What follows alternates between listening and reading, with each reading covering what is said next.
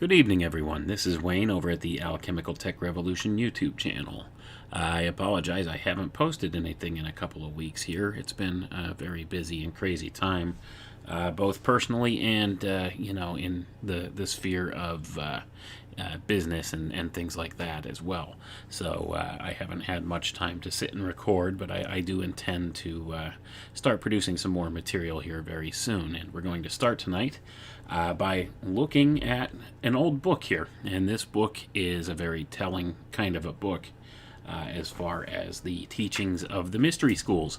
And, all these secret teachings that these orders and brotherhoods like to keep to themselves and not really give away to the quote-unquote profane. So we're going to take a look at this tonight. This book we're looking at is called Melchizedek and the Mystery of Fire by Manly P. Hall. This was published originally in 1926, and it is a treatise in 3 parts. And tonight we're going to start towards the bottom of the introduction part and get right into the first part of the book here. And I'm probably going to break this down into a 2-part series because it's a lengthy book. But I think it's worth going through a lot of the material presented in here. So I'm going to do this as part 1 of Melchizedek and the Mystery of Fire. And like I said, we'll start towards the end of the introduction and go right into the first part of the book. So I will be quoting right from the book here. Let us begin here. And I'm starting on page 8 here, towards the end of the introduction. Man is never truly wise until he has fathomed the rhythm, let's start that again. Man is never truly wise until he has fathomed the riddle of his own existence, and the temples of initiation are the only repositories of that knowledge, a knowledge which will enable him to unfasten the Gordian knot of his own nature. Still, the great spiritual truths are not so deeply concealed as might be supposed. Most of them are exposed to view at all times, but are not recognized because of their concealment in symbol and allegory. When the human race learns to read the language of symbolism, a great veil will fall from the eyes of men. They shall then know truth, and, more than that, they shall realize that from the beginning truth has been in the world unrecognized, save by a small but gradually increasing number appointed by the lords of the dawn as ministers to the needs of human creatures struggling to regain their consciousness of divinity. The supreme arcanum of the ancients was the key to the nature and power of fire. From the day when the hierarchies first descended upon the sacred island of the polar ice cap, it has been decreed that fire should be the supreme symbol of the mysterious, abstract divinity which moves in God, man, and nature. The sun was looked upon as a great fire burning in the midst of the universe. In the burning orb of the sun dwelt the mysterious spirits controlling fire, and in honor of this great light, fires burned upon the altars of countless nations. The fire of Zeus burned upon the Palatine Hill, the fire of Vesta upon the altar of the home, and the fire of aspiration upon the altar of the soul. And that's the end of the introductory part, folks. And as you can see right there, Mr. Hall points out that it's very important that we understand to learn to read the language of symbolism. Because when we do that, then we could start to see these mysteries that these people have concealed through the ages in these different symbols and allegories and ideas. And he's talking about fire here as being one of the key aspects here. And that's what this book's about. So we're going to get right into part 1 here now. And let's go ahead and I'll go ahead and, like I usually do, I'll give my commentary on the side as I see the need to stop and maybe clarify some things or add my opinions, my humble opinions to things. But let's continue on. Part 1. Fire, the universal deity. Since the earliest times, man has venerated the element of fire above all others. Even the most untutored savage seems to recognize in the flame something closely resembling the volatile fire within his soul. The mysterious, vibrant, radiant energy of fire was beyond his ability to analyze, yet he felt its power. The fact that during thunderstorms fire descended in mighty bolts from heaven, felling trees and otherwise dealing destruction, caused the primogenial human being to recognize in its fury the anger of the gods. Later, when man personified the elements and created the multitudinous pantheons which now exist, he placed in the hand of his supreme deity the torch, the thunderbolt, or the flaming sword, and upon his head a crown, its gilded points symbolizing the flaming rays of the sun. Mystics have traced sun worship back to early Lemuria and fire worship to the origin of the human race. In fact, the element of fire controls to a certain degree both the plant and animal kingdoms, and is the only element which can subjugate the metals. Either consciously or instinctively, every living thing honors the orb of day. The sunflower always faces the solar disk. The Atlanteans were sun worshippers, while the American Indians, remnants of the earlier Atlantean people, still regard the sun as the proxy of the supreme light giver. Many early peoples believed that the sun was reflector rather than source of light, as is evidenced by the fact that they often pictured the sun god as carrying on his arm a highly polished shield, on which was chased the solar face.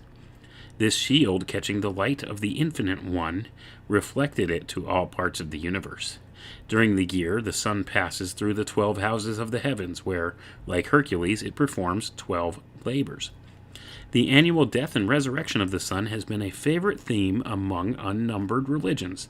The names of nearly all the great gods and saviors have been associated with either the element of fire, the solar light, or its correlate, the mystic and spiritual light invisible. Jupiter, Apollo, Hermes, Mithras, Bacchus, Dionysus, Odin, Buddha, Krishna, Zoroaster, Zarathustra, Fohi, Io, Vishnu, Shivna, Agni, Balder, Hiram Abiff, Moses, Samson, Jason, Vulcan, Uranus, Allah, Osiris, Ra, Bel, Baal, Nebo, Serapis, and King Solomon are some of the numerous deities and supermen whose symbolic attributes are derived from the manifestations of the solar power and whose names indicate their relationship to light and fire. According to the Greek mysteries, the gods, gazing down from Mount Olympus, repented that they had made men, and never having given to the primitive creature an immortal spirit, they decided that no harm would be done if the quarreling, dissenting human ingrates, were destroyed forever, and the place where they had been left vacant for a nobler race. Discovering the plans of the gods, Prometheus, in whose heart was a great love for struggling humanity, determined to bring to mankind the divine fire, which would make the human race immortal so that not even the gods could destroy it. So Prometheus flew to the home of the sun god and, lighting a tiny reed with the solar fire, he carried it to the children of the earth, warning them that the fire should always be used for the glorification of the gods and the unselfish service of each other. But men were thoughtless and unkind. They took the divine fire brought them by Prometheus and used it to destroy one another. They burned the homes of their enemies, and with the aid of heat they tempered steel, making swords and armor. They grew more selfish and more arrogant, defying the gods, but they could not be destroyed, for they possessed the sacred fire. For his disobedience, Prometheus, like Lucifer, was chained, but the Greek hero was placed upon the brow of Mount Caucasus, there to remain with a vulture gnawing at his liver until a human being should master the sacred fire and become perfect. This prophecy was fulfilled by Hercules, who climbed Mount Caucasus, broke the fetters of Prometheus, and liberated the friend of man who had been in torture for so many ages. Hercules represents the initiate, who, as his name implies, partakes of the glory of light. Prometheus is the vehicle of solar energy. The divine fire which he brought to men is a mystic essence in their own natures, which they must redeem and regenerate if they would liberate their own crucified souls from the rock of their base physical natures. According to occult philosophy, the sun, in reality, is a threefold orb, two parts of its nature being invisible. The globe which we see is merely the lowest phase of the solar nature and is the body of the Demiurgus, or, as the Jews call him, Jehovah, and the Brahmins, Shiva. The sun being symbolized by an equilateral triangle, the three powers of the solar disk are said to be co-equal. The three phases of the sun are called will, wisdom, and action. Will is related to the principle of life, wisdom to the principle of light, and action, or friction, to the principle of heat. By will, the heavens were created, and the eternal life continued in supreme existence. By action, friction, and striving, the earth was formed, and the physical universe, molded by the lords of the fire mist, passed gradually from its molten condition into its present and more orderly state. Thus, heaven and nature were formed, but between these two was a great void, for God did not comprehend nature, and nature did not comprehend the deity. The lack of intercourse between these two spheres of consciousness was similar to the condition of paralysis, in which the consciousness realizes the condition of its body, but owing to the lack of nerve connection, it is incapable of governing or directing the activities of the body.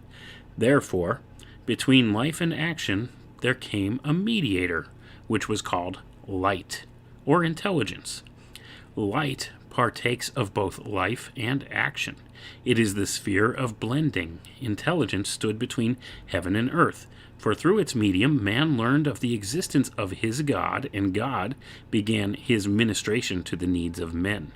While both life and action were simple substances, light was a compound, for the invisible part of light was of the nature of heaven, and the visible part of the nature of earth. Down through the ages, this light is said to have taken upon itself bodies. Although these bodies have borne witness to that light, the great spiritual truth behind the symbol of the embodied light is that in the soul of every creature within whose mind intelligence is born, there dwells a spirit which assumes the nature of this intelligence. Every truly intelligent man and woman who is working to spread light in the world is Christened, or lightened, by the actual labor which he or she is seeking to perform. The fact that light, and it says in parentheses here, intelligence, partakes of the natures of both God and the earth is proved by the names given to the personifications of this light, for at one time they are called the sons of men, and at another time the sons of God. I'm going to pause there, folks. A lot of information in here, huh? So, basically, what Mr. Hall is saying here is he's kind of reiterating some things that we've talked about in the past. He's talking about, these different principles of Demiurgus, which he equates to Jehovah, and that's an interesting thing, and we'll go down that line of thought here later, and we'll see just what it is that many of these people in these brotherhoods think of Jehovah, or what we in the Christian world would consider to be God or the Creator, and we'll see what they have to say about that. And we also see that he equates the Holy Trinity here to this idea of will, wisdom, and action, which is very similar to what many of what they would call the quote-unquote Illuminati had referred to as the principles of will, action, and what's the other one I'm missing here? It's the same basic idea. Oh, thought, action, and will. Those are the holy trinity of those who really go down the darker paths of these things. So, and that's what we would call from the orders of Illuminati, or whatever you want to call that. It's kind of become a catch-all phrase for many of these things, but it was an actual secret society, and it was known at the time. But let's get back to the reading here. So we left off here where he says that the personifications of this light, for at one time they're called sons of men, and at another time the sons of God. So let's continue on. The initiate in the mysteries was always instructed concerning the existence of three sons. The first of which, the vehicle for God the Father, enlightened and warmed his spirit. The second, the vehicle of God the Son, unfolded and broadened his mind. The third, the vehicle of God, the Holy Spirit, nourished and strengthened his body. Light is not only a physical element, it is also a mental and spiritual element, and in the temple, the disciple is told to revere the invisible sun even more than the visible one, for every visible thing is only an effect of the invisible or causal, and as God is the cause of all causes, he dwells in the invisible world of causation. Gonna pause there, folks. That's important. Let's pay attention to this concept here, because this is a very deep spiritual truth. However Mr. Hall intends it here, this is a truth. You see, it says here that for every visible thing, it's only an effect of the invisible or causal. And as God is the cause of all causes, he dwells in the invisible world of causation. So, you see, there's an invisible world all around us that we can't really see or sense per se, but it's a world of causation and where things begin their manifestation, and then eventually come to this physical plane and manifest here. So that's what this is talking about. But let's continue on. Apuleius, when initiated into the mysteries, beheld the sun shining at midnight, for the chambers of the temple were brilliantly illuminated, although there were no lamps of any kind. The invisible sun is not limited by walls, nor even the surface of the earth itself, for its rays being of higher vibratory rate than physical substance, its light passes unimpeded through all the planes of physical substance. To those capable of seeing the light of these spiritual orbs, there is no darkness, for they dwell in the presence of limitless light, and at midnight see the sun shining under their feet. By means of one of the lost arts of antiquity, the priests of the temple were able to manufacture lamps which would burn for centuries without replenishment. The lamps resembled what is commonly called the virgin lamps, or those carried by the Vestal virgins. They were a little smaller than a human hand, and, according to available records, their wicks were made of asbestos. It has been maintained that these lamps have burned for 1,000 years or more.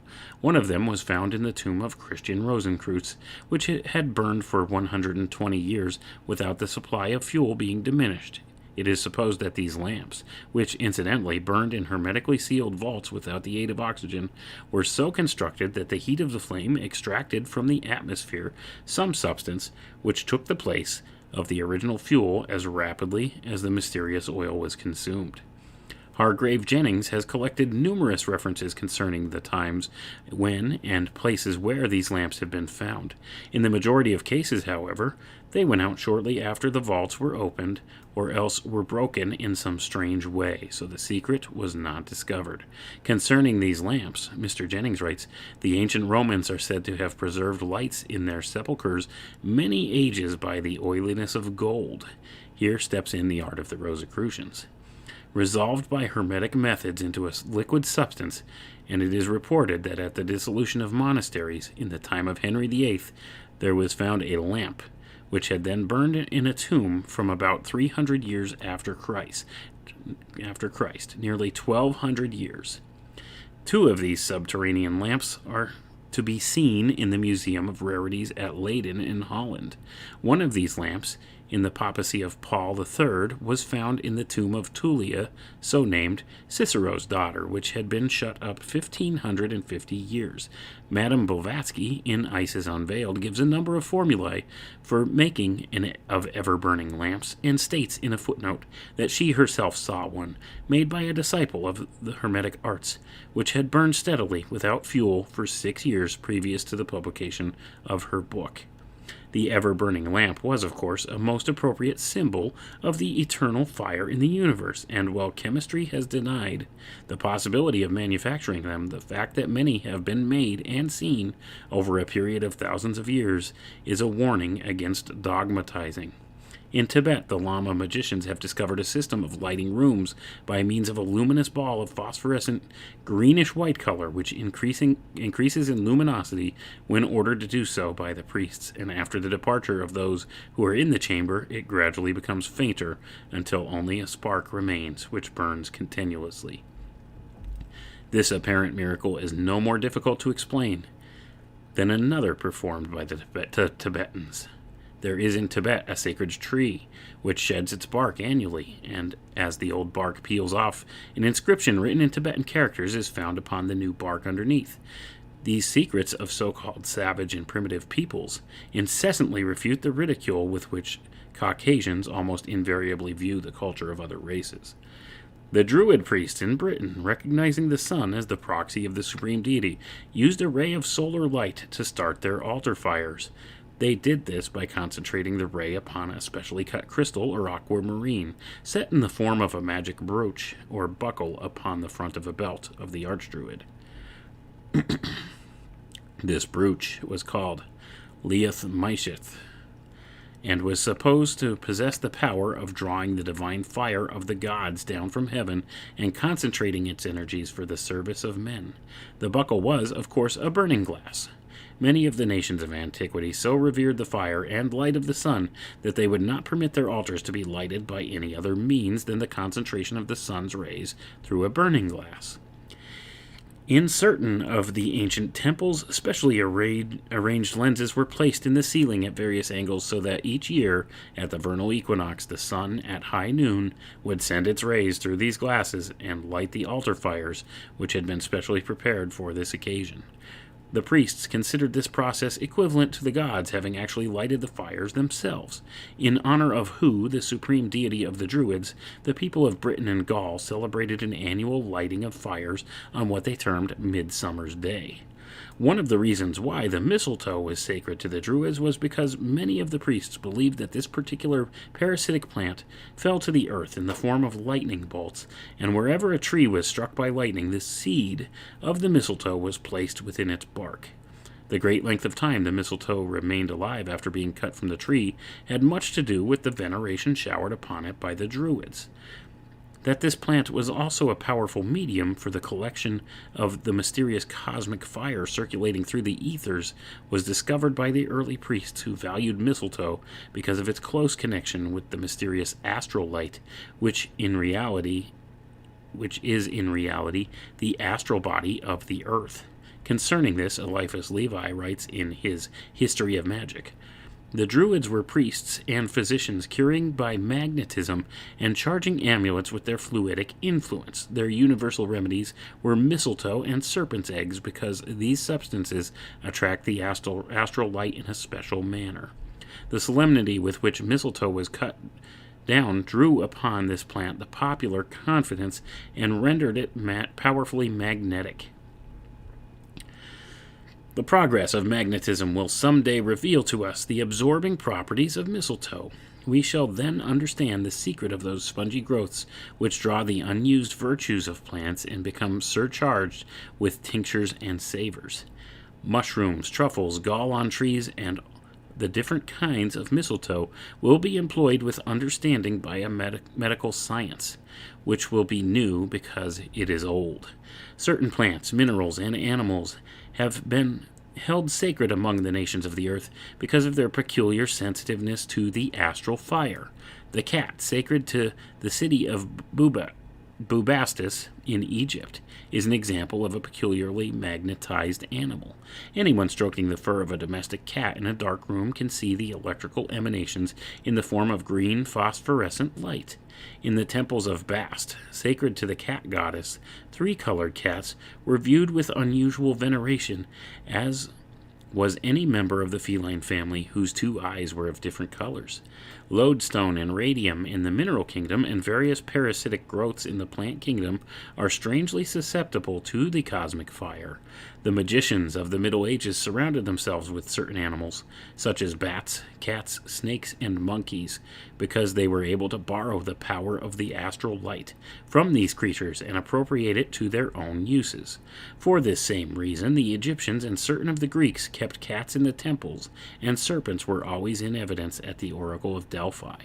The auric body of a snake is one of the most remarkable sights that the clairvoyant will ever see, and the secrets concealed within its aura demonstrate why the serpent is the symbol of wisdom among so many nations. That Christianity has preserved, in part at least, the primitive fire worship of antiquity is evident in many of its symbols and rituals. The incense burner, so often used in Christian churches, is a pagan symbol relating to the regeneration of the human soul. The incense burner represents the body of man. The incense within the burner, made from the extracted essences of various plants, represents the life forces within the body of man. The flaming spark burning in the midst of the incense is emblematic of the spiritual germ concealed in the midst of the material organism of man. This spiritual spark is an infinitesimal part of the divine flame, the great fire of the universe, from whose flaming heart the altar fires of all his creatures have been lighted. As the spark of life gradually consumes the incense, so the spiritual nature of man, through the process of regeneration, gradually consumes all the gross elements of the body, transmuting them into soul power, symbolized by smoke.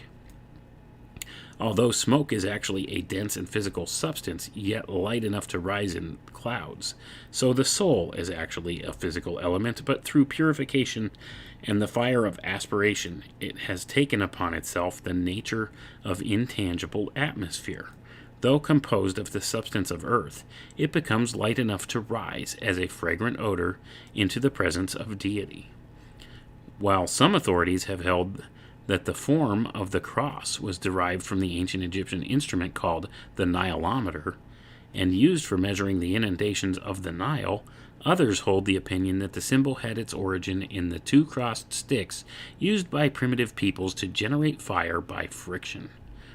The use of the bell towers and campanelles in the construction of the cathedrals of medieval Christianity, also the more familiar conventionalized church steeple, may be traced to the fire obelisks of Egypt, which were placed in front of the temples sacred to the superior deities.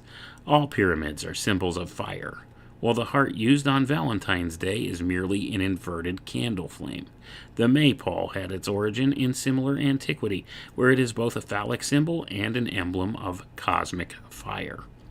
The prevailing custom of having churches face the east is, of course, further evidence of the survival of sun worship.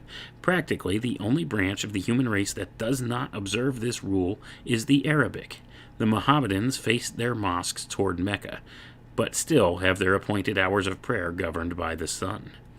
The rose windows and ivy-covered walls are survivals of pagandom, for ivy was sacred to Bacchus because of the shape of its leaf, and this plant was always allowed to trail over the walls of the temple sacred to the Greek solar deity. The golden ornaments upon the altars of Christian churches should remind the philosophical observer that gold is the sacred metal of the sun, because, according to alchemists, the sun ray itself crystallized in the earth, thus forming the precious metal, which, incidentally, is still being made. The candles, so often seen adorning the altars, and most frequently appearing in an uneven number, are a reminder that the uneven numbers are sacred to the sun.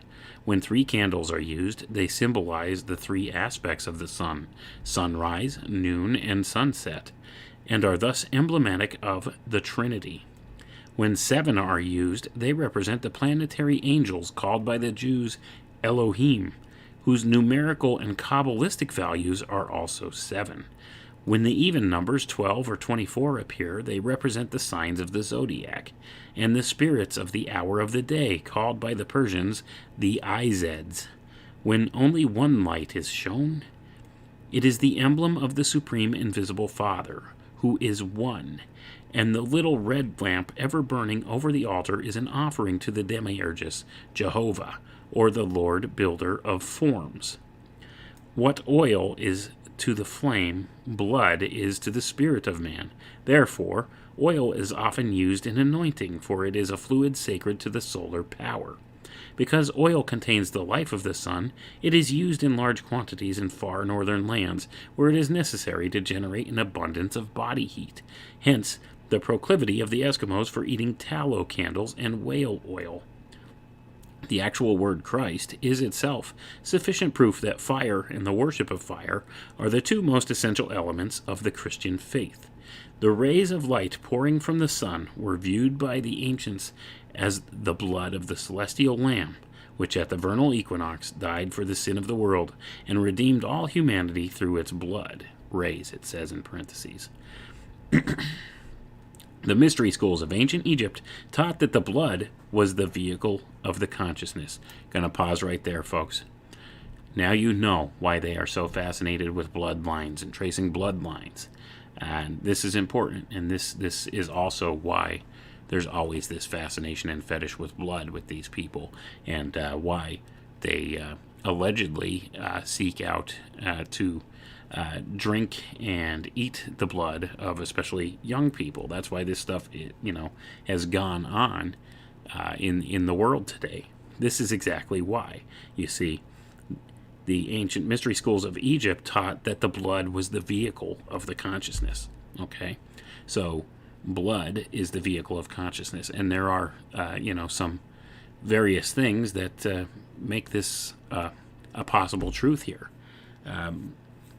Blood is a very important aspect of things, and this is exactly why. It all has to do with consciousness, okay? So this is important. This is why there's so much emphasis on bloodlines and stuff with all of these people in these groups. And we're going to continue on here, and things will start to get a little more interesting from here as we read on. I really haven't needed to put many asides in here because, basically, Mr. Manly P. Hall here is telling you all of the different things that they believe at the highest, most levels of Freemasonry and the Rosicrucians and all these other secret brotherhoods. They're telling you all of these different things that they believe that they don't want the profane to know. And there's a lot of important stuff in here. Now, whether you believe any of this stuff or not is immaterial, because what you need to understand is there are people in positions of power in this world that do thoroughly believe this and act upon this information. And there are occult secrets being held from us by people in positions of power. And some of these things have truths behind them, and others of them are twisted perversions of what the ancient alchemists really taught, and are twisted perversions of what our religions and ideas really were taught in their origins.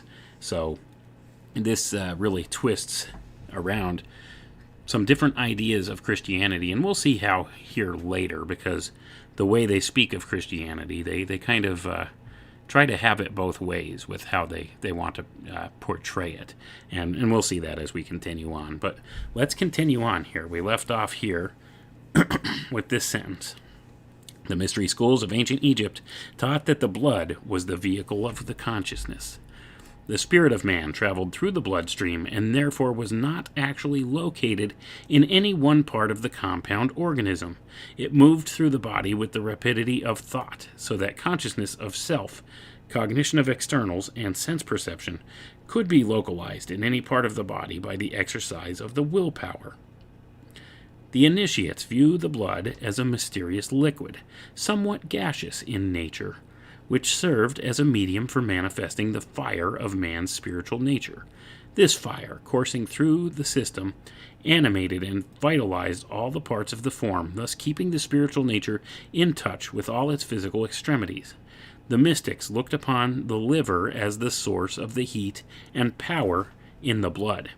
Hence, it is significant that the spear of the centurion should pierce the liver of Christ, and the vulture should be placed over the liver of Prometheus to torment him throughout the ages. Gonna pause there again, folks. This is also an important idea. They're talking about the liver, okay? You're going to need to pay attention here, because there's going to be some pretty telling things that come about later, especially when we do part 2 of this reading.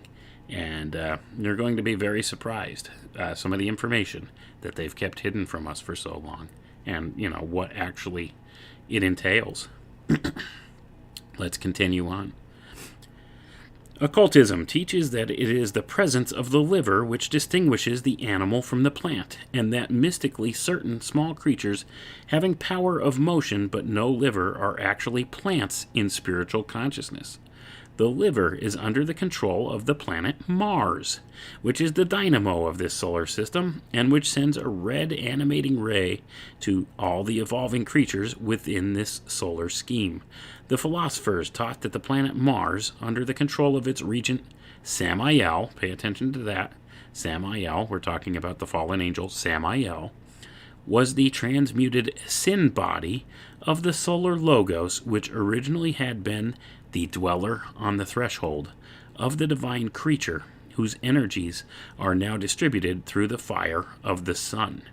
Samael, incidentally, was the fiery father of Cain, through whom a part of humanity has received the flame of aspiration and are thus separate from the sons of Seth, whose father was Jehovah. Gonna pause there again, folks. I think we went over this in one of the other videos I just did, didn't we? You see, this is what it's all about. They believe that they are part of a semi-divine bloodline, the bloodline of Cain, and that those of the rest of us are part of the bloodline of Seth. And they have this fascination with bloodlines and with blood and with RH factor. Okay? This is why, whether there's truth to this or not, is immaterial. They believe this and they act upon it. So this is what we're talking about. They think that they are semi-divine, that they're actually partially gods, and that they should have the divine right to rule, and they have the divine right to keep these secrets over us and this control over us. But let's get back to the reading here. The Egyptians considered the juice of the grape to be more nearly like human blood than any other substance. In fact, they believed that the grape secured its life from the blood of the dead who had been buried in the earth. Concerning this subject, Plutarch writes as follows: "The priests of the sun and Heliopolis never carry any wine into their temples. And if they made use of it at any time in their libations to the gods, it was not because they looked upon it as in its own nature acceptable to them, but they poured it upon their altars as the blood of those enemies who formerly had fought against them. For they look upon the vine to have first sprung out of the earth after it was fattened with the carcasses of those who fell in the wars against the gods. And this, say they, is the reason why drinking its juice in great quantities makes men mad, and besides themselves, filling them, as it were, with the blood of their own ancestors." And it says in parentheses here, Isis and Osiris. The magicians of the Middle Ages were aware of the fact that they, by their occult powers, could control any person by first securing a small amount of his blood. Gonna pause right there, folks. You hear that? The magicians were well aware of the fact that by their occult powers they could control any person by first securing a small amount of his blood. Why are they collecting our genetic material in programs like 23andMe and Ancestry.com? Why are they, doing these tests and stuff, or these medical tests and collecting our medical and genomic data? I wonder why. Well, let's continue on. If a glass of water be left overnight in a room where someone is sleeping, the next morning the water will be impregnated to such an extent with the psychic radiations of that person that anyone understanding the modus operandi may find contained in the water a complete record of the life and character of the one who occupied the room.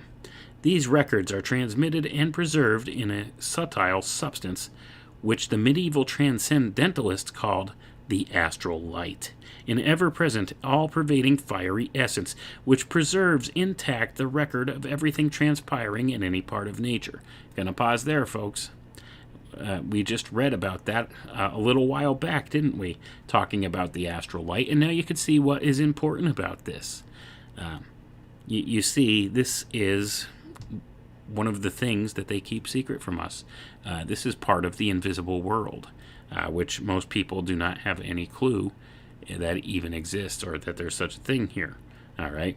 Now, whether this is complete and utter nonsense or not, that's open for debate. Okay.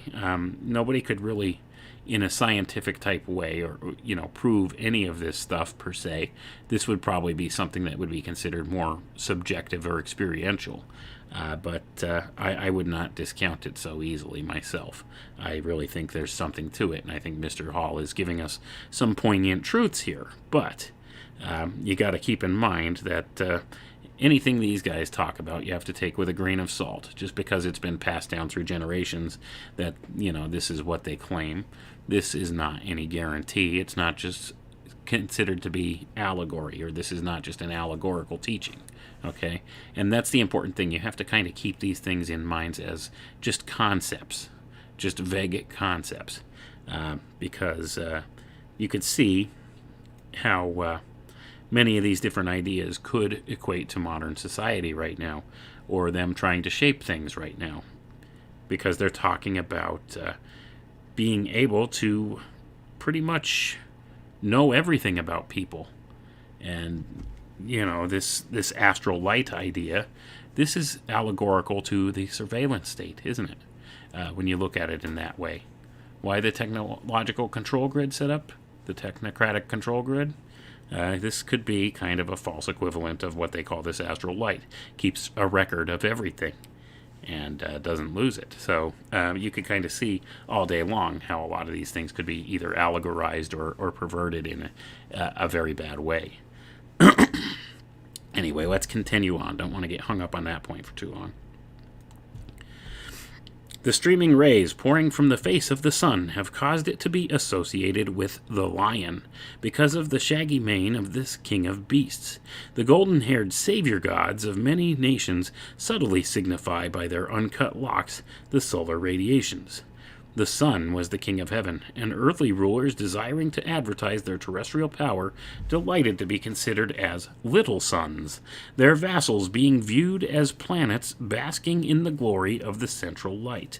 The highest of each kingdom in nature was also considered symbolic of the sun, hence the scarab beetle being the most intelligent of all insects, the eagle the most aspiring of all birds, and the lion, the strongest of all beasts, were considered fitly symbolic of the solar disk. Thus, the Moguls chose the lion for their standard, while Caesar and Napoleon used the eagle to symbolize their dignity.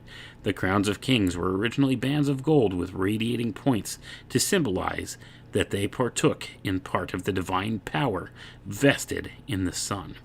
As time went on, the crown was conventionalized. Its surface was encrusted with jewels, a number of its points were changed, and its evident resemblance to the sun was lost. The halo, so often pictured around the heads of both Christian and pagan deities and saints, is also emblematic of the sun power. According to the mysteries, there comes a time in the spiritual unfoldment of man when the mysterious oil, which has been moving slowly up the spinal column, finally enters the third ventricle of the brain, where it becomes beautifully golden in color and radiates in all directions. This radiance is so great that it cannot be limited by the skull, and it pours out from the head, especially from the back of the neck, where the uppermost vertebra of the spine articulates with the condyles of the occipital bone. It is this light pouring out in a fan-shaped aura around the posterior part of the head that has given rise to the halos of saints and the nimbus so often used in religious art. This light signifies human regeneration, and it forms part of the auric bodies of man. These auras have greatly influenced the color and form of the garments used in religious ceremonials. The robe of blue and gold, which Albert Pike speaks of, and the vestments of the different degrees in the hierarchies of all religious orders are symbolic of these invisible emanations, forms which surround man, their colors changing with his every thought and feeling. By means of these auras, the priests and philosophers of the ancient world chose those disciples who would do credit to their teachings. The robes of glory of the high priest of Israel are all symbolic, as Josephus, with his oriental instruction, has shrewdly noted. The plain white linen symbolizes the purified physical nature. The many-colored garments represent the astral body, the blue raiment, the spiritual nature, and the violet, the mind, for it is the color made up of two shades. One spiritual and the other material. Going to pause right there, folks. We're talking about purple being the combination of blue and red. The masculine, the feminine, the electric, the magnetic combined together. This is an important concept, and we'll get a little more into that later, I'm sure. Let's get back to the reading. In the Egyptian mysteries, it was not uncommon to show the rays of the sun ending in human hands. One of the chairs recently found in the tomb of Tutankhamun showed a sun with its rays ending in human hands. Among the ancients, the hand was the symbol of wisdom, because it was used to raise the fallen, and no man is so low in his estate as an ignorant man. The physical proclivities of the sun and its water-drawing power were used to symbolize a spiritual process in which the divine nature of man was raised or illuminated and drawn upward by the heat of the sun. These emanating rays spreading the threefold spiritual power as love, wisdom, and truth. Okay, and we're going to pause right there, folks, because that's the end of part 1 of this book. And I may actually take it out to 3 parts, because it is, broken down in 3 parts here. And we explored an awful lot of these ideas just in the first part alone, talking about fire as the universal divinity here. Okay, so they're equating this element of fire to the Creator and to creation itself, and being the thing which powers basically all of our religious and philosophical drives. And that is why they call themselves the philosophers of fire. And they do make a distinction here, and we'll see when we get to part 2 that they make distinctions from the sons of Seth. See, these sons of Cain, the sons of fire, they believe themselves to be of a different line than the sons of Seth, or the sons of the waters of faith. And this is basically the whole premise that they've built our society upon through the ages. It's classic Hegelian dialectic, okay? When it comes down to it, we've got breaking down into 2 groups. They see themselves as being superior. They have more aspirations, and they view those of us that they consider to be the sons of the waters of faith to be complacent. See, that's the thing. And they've further driven this divide through the ages. They view themselves as having a sort of moral superiority because of this idea that they have more ambition than the rest of us. And they see us as being weak-willed because of it. They see themselves as being stronger. They see themselves as being the ones divinely gifted to be able to rule, because they see themselves as the builders. Okay, they're the creators, the builders, the ones that make things happen, and we are the complacent, the sheeple, so to say. That's how they view us. We're the ones that are contented with what we have. We're content to tend to the garden and to herd the sheep and that kind of thing. That's the attitude that they've taken towards us, and that's why they consider themselves to be better than we are. They see us as being low-minded. They see us as being contented to do these lower works, whereas they have more ambition and they want to do greater things. Whereas we are, if we are parts of the sons of Seth, the sons of the waters of faith, the people that they consider these sons of the waters of faith tend to be more contented in life.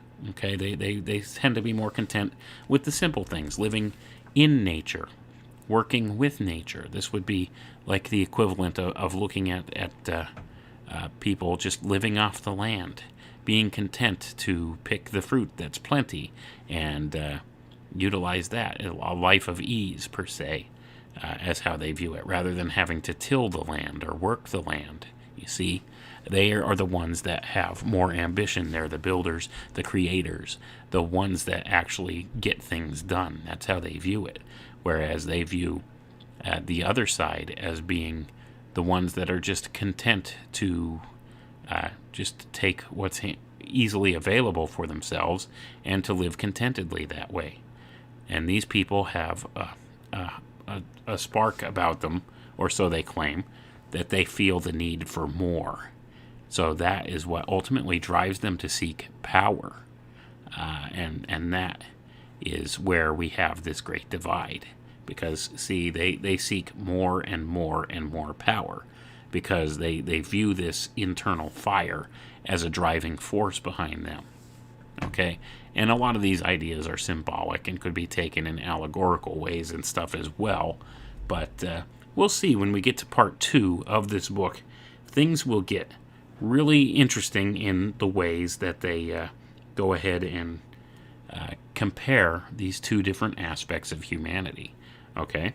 And when we get there, Mr. Hall will really begin to reveal a lot of things that may have been hidden for a long, long time here that are coming to light now due to the advent of the internet and the access to these things that were never really available to the public before. So books like this little book is a treasure trove of a lot of different occult ideas, and could really give you a crash course in what the mysteries of the ancients taught, and what they've brought forward in the secret societies today, what these teachings are, and what these people believe, and how and why they act on a lot of these different ideas, and how also you could see how a lot of these ideas have been perverted and inverted into something totally antithetical to what they may have originally once represented. So he's talking about lofty, higher spiritual ideas, but you could see how they've been twisted and manipulated in order to drive this fire that they see themselves as having. What do we know about fire?